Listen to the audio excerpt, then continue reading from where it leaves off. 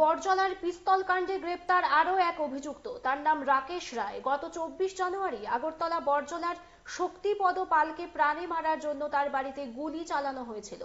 অল্পেতে প্রাণে বেঁচে যান শক্তিপদ পাল। এই ঘটনায় এনসিসি থানায় দুজনের নামে মামলা করেন শক্তিপদ পাল। এনসিসি থানার পুলিশ তদন্তে নেমে প্রথমে পিন্টু দেবনাথকে গ্রেপ্তার করলেও রাকেশ রায় পলাতক ছিল।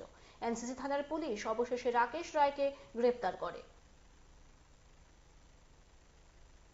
শক্তিপদ পাল নামে একজন লোক বড়জলার, উনি এটা অভিযোগ করেছিলেন যে ওনার বাড়িতে ওইদিনই সকালবেলা ভোরবেলাতে গুলি করেছে, পিস্তল দিয়ে গুলি করেছিল, ওনাকে প্রাণে হত্যার উদ্দেশ্যে। তো উনি দুজন একটা অভিযোগ করেছিলেন দুজনের নামে, একজন পিন্টু দেবনাথ, একজন রাকেশ রায়। তো ওই দিনই আমরা যদিও ওই একটা পিস্তল উদ্ধার করি এবং একজনকে গ্রেপ্তার করেছিলাম, পিন্টু দেবনাথ।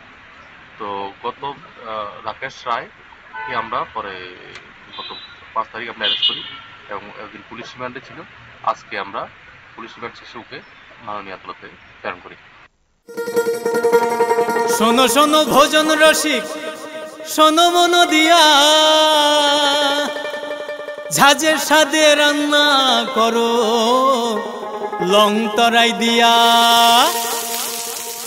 ইলিশ সর্ষে পোস্ত বাটা যেমন ইচ্ছে নাও, মালাই চিংড়ি মাংস কষা চেটে পুটে খাও, আহা চেটে পুটে খাও, আহা চেটে পুটে খাও।